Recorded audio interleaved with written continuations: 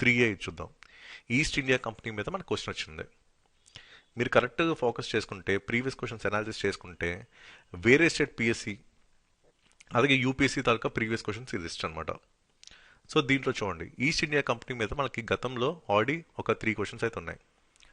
First 2 ఏంటంటే వేరే state పిఎస్సీలవి, అలాగే ఈ 23 అనే నెంబర్ ఉన్న క్వశ్చన్ ఆల్రెడీ సివిల్ సర్వీస్లో అడిగింది. అంటే ఈ ఫస్ట్ క్వశ్చన్ తనకి ఏదైతే బేస్ ఉందో ఇది ఆల్రెడీ గతంలో అడిగిన లింక్స్ ఉన్నాయి లేదా. సో ఏదైతే ఈస్ట్ ఇండియా కంపెనీ ఆ థీమ్ ఉందో ఆ థీమ్ మీద మీకు క్వశ్చన్ అడిగారు. అది కూడా డైరెక్ట్ క్వశ్చన్, దీంట్లో పెద్ద కాంప్లికేట్ థింగ్ ఏం లేదు. ఓకే, 3A సంగతి ఇది.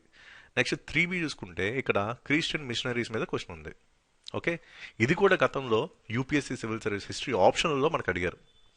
సో దీంట్లో చూడండి, క్రిస్టియన్ మిషనరీ యాక్టివిటీస్ మీద మనకు క్వశ్చన్ ఉంది. అలాగే వేరే స్టేట్ పిఎస్సీస్లో కూడా role of Christian missions in Bengal ఉంది. ఓకే, ఇది కూడా కామన్ థీమే మీకు వచ్చింది. అంటే ఇక్కడ ప్రీవియస్ క్వశ్చన్స్ వాళ్ళకి ఇంపాక్ట్ ఎలా ఉంది, దీన్ని మీరు ఎలా అడ్వాంటేజ్ కింద తీసుకోవాలి, ఎగ్జామ్ కండిషన్స్ మీకు ఫేవరబుల్గా ఎలా మార్చుకోవాలి అనేది ఇక్కడ పాయింట్. అల్టిమేట్గా మీకు మ్యాక్సిమం స్కోర్ వస్తేనే మీకు ఆ డెప్యూటీ కలెక్టర్ అనే సర్వీస్ మీకు వస్తుంది. సో ఇక్కడ మీరు ఏ విధంగా చదువుతున్నారు, ఏ విధంగా ఆన్సర్ బిల్డింగ్ చేస్తున్నారు, ఏ విధంగా answer reading frameworks through practice పెడుతున్నారు, at the end of the day మిగతా వాళ్ళకన్నా ఎక్స్ట్రా మార్క్స్ వస్తున్నాయా లేదా, ఈ క్యాల్కులేషన్ మీద ఉండాలి.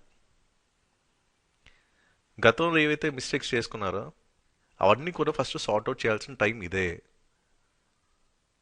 కొంతమంది లాస్ట్ 4 ఇయర్స్ నుంచి ప్రిపేర్ అవుతున్నారు, సేమ్ అదే లూప్లో ఉంటున్నారు.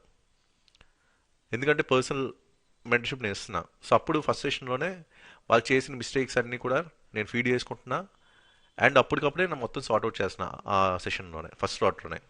సో అక్కడితో వాళ్ళకి క్లియర్ అయిపోతుంది, అండ్ నెక్స్ట్ స్లాట్స్ నుంచి ఫోకస్ ప్రిపరేషన్ అనేది జరుగుతుంది. సో ఇంతకుముందు మన గైడెన్స్లో చాలామంది గ్రూప్ 1 ఆఫీసర్స్గా సెలెక్ట్ అయ్యారు, గ్రూప్ 2 ఆఫీసర్స్గా సెలెక్ట్ అయ్యారు. ఏపీపీఎస్సీ అండ్ టీజీపీఎస్సీ 2016 నుంచి ఇప్పటి వరకు వచ్చిన ప్రతి నోటిఫికేషన్ కూడా మన వాళ్ళు సెలెక్ట్ అయ్యారు.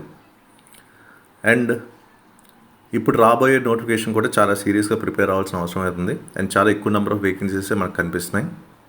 సో మీకు ఏమైనా పర్సనల్ మెంటర్షిప్ గ్రూప్ 1 సంబంధించిన అవసరం ఉంటే ఈ నెంబర్కి అయితే వాట్సాప్ చేయండి, మేడం మీకు డీటెయిల్స్ అయితే ఇస్తారు.